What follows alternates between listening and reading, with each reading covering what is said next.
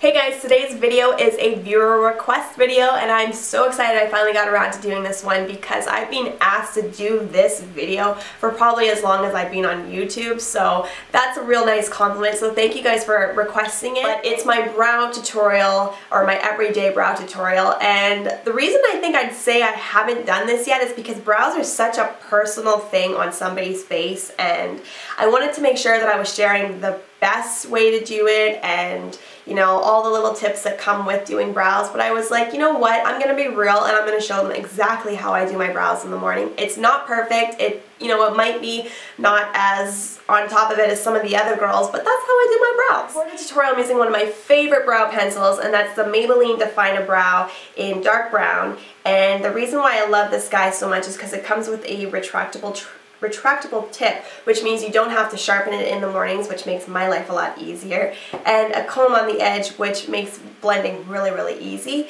So I think I'm just going to jump into my routine and show you exactly what I use.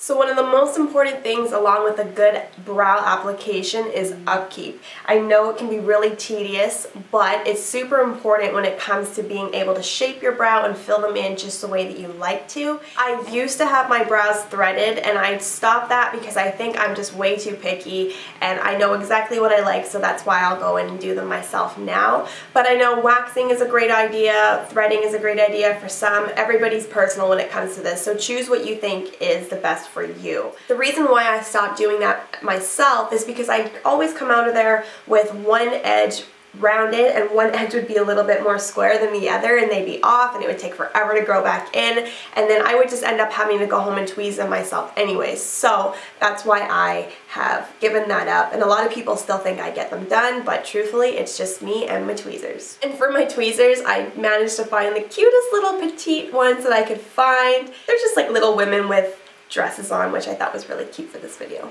So I'm just going to go in with my tweezers and tweeze any of the little hairs that I think don't belong. And like I said, make sure you're really comfortable with doing this, or else just go to a professional. This is just because I've been doing my brows for years and years and years, and I'm totally comfortable with tweezing, and I know the way that I like my shape, so I'm able to get rid of the hairs that I think will look the best.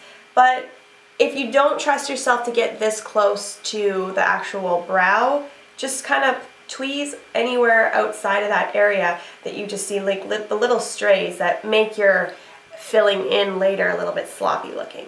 It's also important to do in here. I'm not saying us women have unibrows, but we do get the random hair or 10 in here too, so you gotta make sure you take care of that business.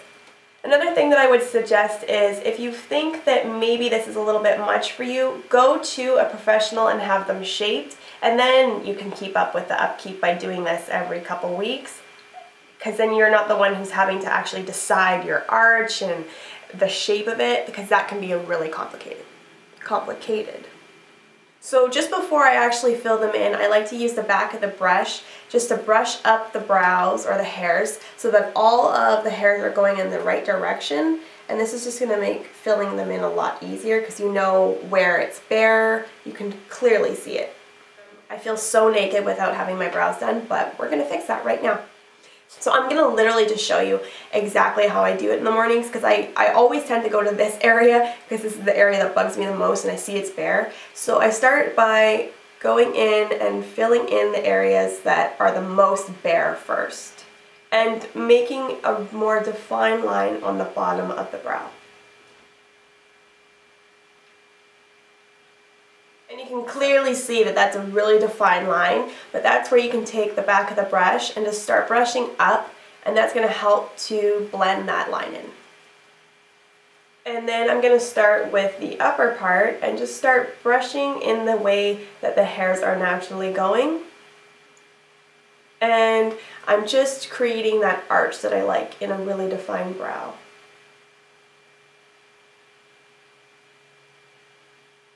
The length of my brow is pretty good, but I still like to extend it just a little bit. They say you're supposed to really line it up with the edge of your eye, which I've done a pretty good job at. You can see this one falls a little bit short, so I will probably just extend the line to about there.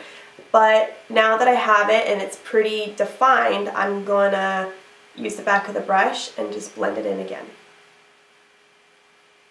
And then I'm just going back to the start of it again. And this is where it gets a little bit tricky because you don't want too much, you don't want it to be too harsh at the very beginning of it. But what I like to do is focus here and here. And you can see that it looks like there's an area missing here now. So instead of taking my pencil and going this way, I'm going to start going up because that's the way that the hairs look up close in this area. So right now it looks like a brick, like a total block. So I'm going to take my brush and blend it up again. And the best way to do it here is just to blend. Keep blending it, keep brushing them out, and it'll look more natural. There is a side-by-side comparison of the two. It's so crazy when you're doing it in these cameras. You can totally see where you're missing it, where you need to go fill it in, where you need to blend it all out. But to be honest, that is exactly what I do in the morning, and it works. It gets me through. A lot of people will go and put like a brow gel on top so that they don't move. I don't even do that. And the biggest thing to remember when doing your brows is that, well, as much as I hate this phrase because it's so true and I want to almost conquer it and say I can do better, but brows are supposed to be sisters, not twins. We've all heard that, right? And I always find that I have one brow that's better than the other. That's with my makeup as well as when I'm doing other people's makeup. I think, if I'm right, this one is the better brow, this one's harder to do. But, yeah, brow problems. So when it comes to the arch, I always just kind of let it go with the natural one that I have. I don't like to create a bigger one because that just looks really fake. But you can see that I did extend it just a little bit, and you don't want the edge of this to be too strong, so you can kind of almost just go out and feather it. And then I'm getting back to the tedious part, so going on top, creating the line to work from. Same with down here. If ever you make a mistake too, just literally go in and clean it up. So now you can see I'm stopping. I'm going to go in with less color. So I'm taking my pencil and brushing up again. It's like creating natural hair strokes.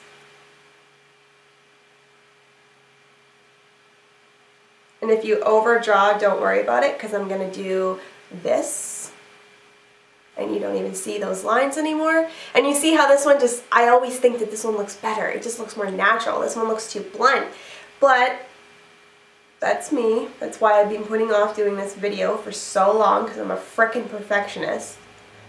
So now just looking at them, I'm kind of going back in and perfecting them. But if you ever want to see if they are even, put your chin up and you can see the shape of them, and you can see if you need to fill them in a little bit more, if you need to create a little bit more of a, you know, a little bit more precision.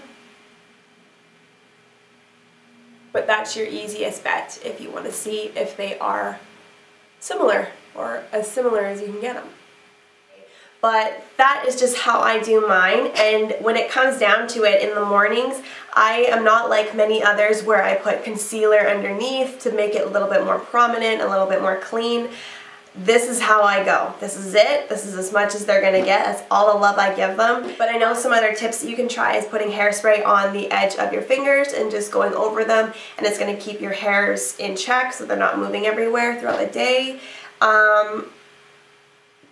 Brow gel, I don't know if that really makes a difference when it comes to the longevity of your brow. I know it'll keep your hairs in the same direction, but sometimes, you know, brows do rub off throughout the day. It's makeup, and as much as we want to, we can powder them as much as we want to, but they'll move a little bit. I come home and my brows are not as prominent as they were in the morning, so just keep like a little brow pencil in your purse to touch up. That's why I have these little mini tweezers as well. I just think every girl should have a little pair of tweezers in the purse for touch. And finally, my last tip is always remember that less color is more. Have a really light hand. You don't want to be heavy-handed so that you're drawing them on like a Sharpie, because less color is definitely more natural. Always remember that real life is different than an Instagram photo, whereas you know, them girls will be piling on them eyebrows and making them look really defined, but when you see them in real life, you're like, that was a lot of work and that doesn't look natural. So that's just my tips. So I hope you guys liked this video. I finally did it for you. If you have any questions, leave them in the comments below. And I will see you all in my next video. Bye.